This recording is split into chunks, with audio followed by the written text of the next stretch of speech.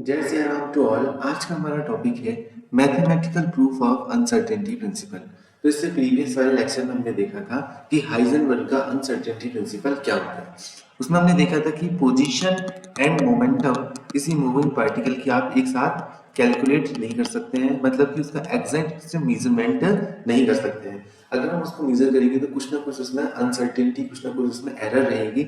जहां पर delta x जो है वो एरर इन पोजीशन है, पोजीशन में क्या अनसर्टेनिटी है वो है, और आपका जो डेल्टा पी है मैंने लिखा है वो है आपका मोमेंटम में क्या अनसर्टेनिटी है उसके बारे में बता रहे हैं।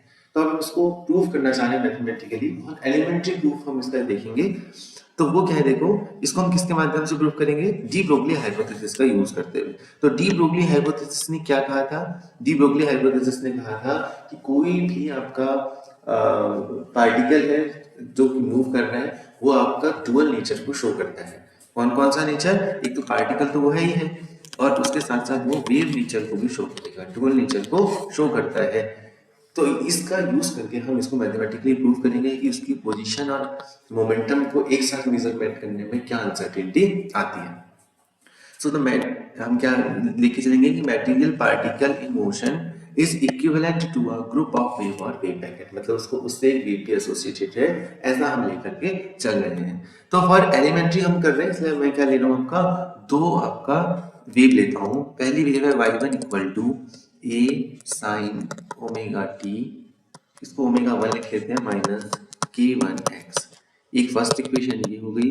दूसरी इक्वेशन है y2 equal to A sine omega 2 T minus k2x, equation number 2। मतलब कि उस पार्टिकल से तो बहुत सारे वेव एसोसिएटेड होंगे, उनमें से दो वेव मैंने अपने काम के लिए देखे। अब आपको पता है कि दो वेव है, उनका सुपरपोजिशन भी होगा। सुपरपोजिशन होगा तो y इक्वल टू क्या हो जाएगा, y1 प्लस y2 हो जाएगा। सो y इक्वल टू हो जाएगा a, और इसको आप अगर ओपन करते हो sine omega 1t minus k1x plus हो जाएगा sign omega T 2t minus k2x। ऐसा किया तो यहाँ पर आपको देखो सिंपल सा एक फॉर्मूला लग रहा है, अगर आपको याद हो sine a plus sine b का। तो फॉर्मूला मैं यहाँ पर किनारे पे लिख दे रहा हूँ, sine a plus sine b।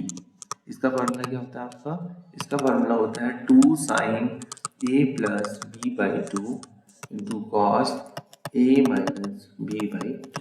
तो इसका मैं यूज करके यहाँ पर इसको लिखता हूँ। तो क्या हो जाएगा, देखो ये हो जाएगा 2a साइन ओमेगा 1t, इसका हो जाएगा आपका sine omega 1t minus k1x plus omega 2t minus k2x divided by 2 into cos omega 1t minus k1x plus plus की जगह यहाँ पर क्या हो जाएगा माइनस, माइनस ये हो जाएगा आपका omega 2t minus minus minus आपका प्लस k2x बाई 2।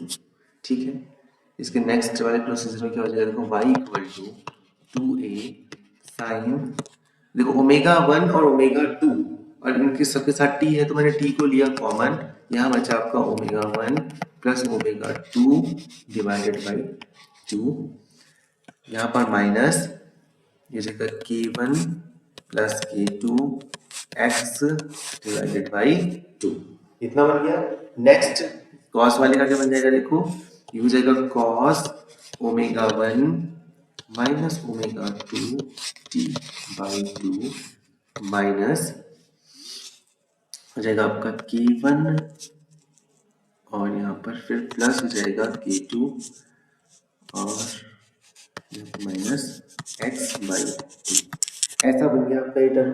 अब इसको मैं थोड़ा सा अगर मॉडिफाइड वे में लिखूं तो इसको कैसे लिख सकता हूँ, देखो इसको मैं ऐसा लिख सकता हूँ, अच्छा यहाँ माइनस है यहाँ प्लस है, ठीक है।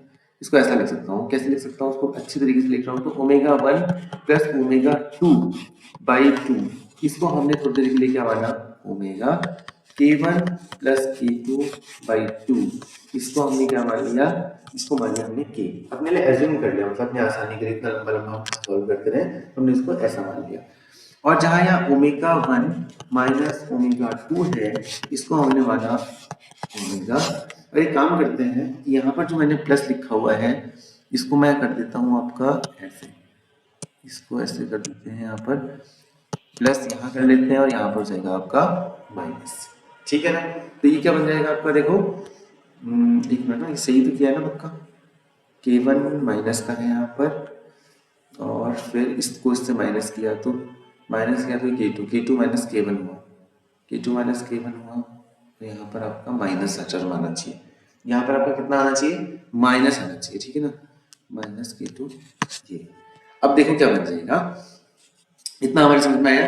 अब ये ओमेगा 1 माइनस ओमेगा 2, इसको हमने डेल्टा ओमेगा लिखा है, वैसे हम k1 माइनस k2 को क्या लिखेंगे, डेल्टा k लिखेंगे। अब इसको हम सॉल्व करते हैं, देखो क्या हो जाएगा आपका, ये हो जाएगा y equal to y 2a sine, उसको हमने माना था ओमेगा t, और फिर आपका कितना था माइनस kx, फिर है आपका cos, और ये कितना बन रहा है आपका delta omega upon 2t minus delta k by 2t। ये आपकी इक्वेशन है। फाइनल इक्वेशन क्या बन गई, ये बन गई आपकी y equal to 2a sine omega t minus kx cos delta omega by 2t minus delta k by 2, और यहाँ पर है आपका x है। ठीक है ना, ये x है इधर वाली पोजीशन पे, ये हमने नीचे x लिख दिया। ठीक है, इतना करने के बाद अब हमें क्या करना है, देखो बड़ा सिंपल है। इसके बाद हम आपको देखना है कि क्योंकि हम पोजीशन सबका मेजरमेंट कर रहे हैं, तो हम देखेंगे कि पोजीशन कहाँ पर आपकी मिनिमम है। तो आपकी ये कोई वेव पैकेट अगर आपके पास है ऐसा, ये क्योंकि वेव पैकेट ही है, इससे वेव एसोसिएटेड है उससे, तो आपका ये जो वेव पैकेट है इसमें नोड कहाँ पर बने हुए हैं, नोड की पोजीशन निकालने के लिए आपको पता है क्या करते हैं, इसकी वैल्यू को क्या करते हैं हम इक्वल टू 0 रखते हैं, एम्पलीट्यूड की वैल्यू 0 रखते हैं। यहाँ पर एम्पलीट्यूड क्या है आपका cos delta omega by 2t minus delta k by 2 x और 2a के साथ मल्टीप्लिकेशन, बट 2a का हमें इतना यूज है नहीं, तो हम क्या करेंगे इसकी वैल्यू को 0 लिखेंगे, फॉर नोड पोजीशन क्या हो जाएगा आपका cos delta omega by 2t minus delta k x by 2, ये वैल्यू कितनी 0।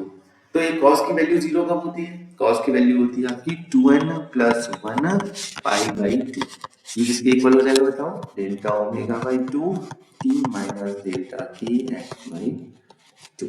इतने में कोई प्रॉब्लम होगी नहीं क्योंकि बहुत इजी वे में हमने इसको सॉल्व किया है। अब मैं क्या करता हूँ, देखो इसको लिख लेता हूँ, इसको थोड़ा सा और इजी बना लेते हैं, और हम एक काम करते हैं कि दो कंसेक्यूटिव नोड के बीच में डिस्टेंस निकालते हैं, मतलब कि एक नोड चले यहाँ पर है, ऐसे एक नोड यहाँ पर ऐसे नोड होंगे, तो दो कंसेक्यूटिव का मतलब क्या, एक के बाद एक वाला क्रमशः जिसको हम कहते हैं। तो उसके लिए फर्स्ट के लिए तो हमने कहा कि पोजीशन x1, क्योंकि पोजीशन इसके अलग होगी, x1 पोजीशन और x2 पोजीशन है नोड की, और टाइम आपका सेम ही है। तो फर्स्ट नोड की हमने अगर बात करें, फर्स्ट नोड तो कितना हो जाएगा आपका, देखो ये हो जाएगा आपका delta omega by 2t minus delta k by 2 x1 position पे equal to 2n plus 1 pi by 2।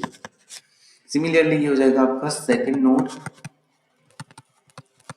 हो जाएगा delta omega by 2t minus ये हो जाएगा delta k by 2 x2 equal to 2n plus 3 pi by 2। ये 2n plus 3 कैसे हुआ होगा, क्योंकि 2 लिखा और n की जगह n प्लस क्या लिखा 1 लिखा, तो ये 2n प्लस 2 हो गया, और एक 1 पहले से ही था, तो ये हो गया आपका 2n प्लस 3, क्योंकि यहाँ पर हम क्या रख रहे हैं, n ही रख रहे हैं। सेकंड नोड के लिए कंसेक्यूटिव के लिए हमने n प्लस 1, जहाँ पर n था वहाँ पर हमने n प्लस 1 की वैल्यू रखी। तो देखो अगर पोजीशन निकालनी है आपको, तो इन दोनों से आप क्या कर दो, एक दूसरे को माइनस कर दो, माइनस कर दोगे तो आपको सिंपल दिख ही रहा है कि ये वाले जो दोनों टर्म है, ये टर्म और ये टर्म क्या हो जाएंगे आपस में कैंसिल हो जाएंगे, और यहाँ से आपका क्या बचेगा, यहाँ से बचेगा डेल्टा k बाई 2, और यहाँ पर बन जाएगा आपका x2 minus x1 equal to कितना हो जाएगा, देखो इससे हमने इसको माइनस किया है तो कितना हो जाएगा आपका, ये हो जाएगा आपका पाई, तो delta k by 2 x2 minus x1 equal to कितना हो जाएगा, पाई आ जाएगा, क्योंकि बस इसमें पाई का ही डिफरेंस है। ठीक है ना, इसको आप सॉल्व कर सकते हो, बड़ा इजी ही टास्क है। तो ये आपका आ गया डेल्टा कितना। अब एक आपको ये तो बताइए कि जब डी ब्रोगली वेव की कंडीशन हम जब लगा रहे हैं तो हमें इतना पता होना चाहिए कि आपका जो डेल्टा एक्स, इसमें थोड़ा और मॉडिफाई में लिख रहा हूँ, डेल्टा एक्स डेल्टा के बाई 2 इक्वल टू पाई, तो आपका हो जाएगा डेल्टा एक्स, तो आगे आपका डेल्टा एक्स चाहिए था, ये हो जाएगा pi by pi 2 pi delta के। इतना आपके पास है। अगर डेल्टा के को भी मैं डेल्टा पी के फॉर्म में निकाल दूं तो मेरा काम पूरा हो जाएगा। तो देखो ये हम कैसे कर सकते हैं, तो हमें पता है डी ब्रोगली वाले कॉन्सेप्ट से क्या पता है हमें कि लैम्डा बराबर एच अपॉन पी होता है। इतने में कोई आंसर नहीं है। अब हमें ये भी पता है कि lambda equal to 2 pi by के भी होता है, तो वो के वाली वैल्यू हमने यहाँ रख ली, तो क्या बन जाएगा देखो, लैम्डा इक्वल टू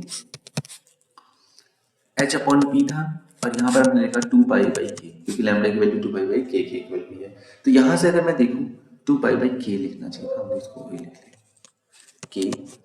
तो ये बन जाएगा आपका देखो, यहाँ से के इक्वल टू बन जाएगा 2 pi by H into P, और अगर मैं यहाँ से डेल्टा के निकालूँ तो ये तो कॉन्स्टेंट ही है, 2 पाई बाई एच, ये बन जाएगा डेल्टा पी। तो डेल्टा के की वैल्यू कितनी आए, 2 पाई एच डेल्टा पी, वो वैल्यू हम यहाँ रख देते हैं इस वाले फॉर्म में। तो कितना हो जाएगा, delta X equal to 2 pi upon delta K की वैल्यू कितनी है, 2 pi upon H into delta P. Sir 2 pi से 2 पाई क्या हो गया, कैंसिल हो गया, तो ये h कहाँ चले गया, ऊपर चले गया, और p इधर चले गया। तो आपका फाइनल रिजल्ट जो है वो क्या आया, delta x into delta p equal to बन गया आपका h। यही आपका अनसर्टेनिटी प्रिंसिपल हमारा प्रूव हुआ। अब आप लोग कहेंगे कि यहाँ पर h आया, यहाँ पर तो क्या होता था, h कट बाई 2 होता था, तो h क्यों आया। तो इन जनरल हमने जो स्टार्टिंग में आपने कहा कि हमने एक एलिमेंट्री ट्रीटमेंट किया है। अगर आप दो ही वेव थोड़ी ना होंगे यहाँ पर तो ग्रुप ऑफ वेव होगी, बहुत सारी वेव होंगी, क्योंकि बहुत सारी ओमेगा, बहुत सारे के वैल्यूज होंगे। तो अगर हम उनका इंटीग्रेशन और डिफरेंशिएशन करके फिर हम ये काम करेंगे, तो आपका exact answer delta x into delta P is greater than H cut by 2 ही आएगा। बट क्योंकि हमने एलिमेंट्री किया है और आपका यूनिवर्सिटी एग्जाम में जो डेरिवेशन करते हैं उसमें हम इसी का यूज करते हैं, तो हम जो अनसर्टेनिटी प्रिंसिपल है उसके बाद में फाइनल आंसर में हम क्या लिखेंगे कि ये जो हमने किया है एक एलिमेंट्री ट्रीटमेंट किया है। तो अगर हमको फाइनल वैल्यू चाहिए आपकी क्या नाम है अनसर्टेनिटी की, तो हमें पूरा उसकी रेंज ऑफ फ्रीक्वेंसीज को कंसीडर करके चलना पड़ेगा। देन फाइनल जो रिजल्ट होगा वो आपका क्या आएगा, delta x into delta P is greater than H by 2। तो ये था आपका प्रूफ ऑफ अनसर्टेनिटी प्रिंसिपल। जैसे आराम टू ऑल।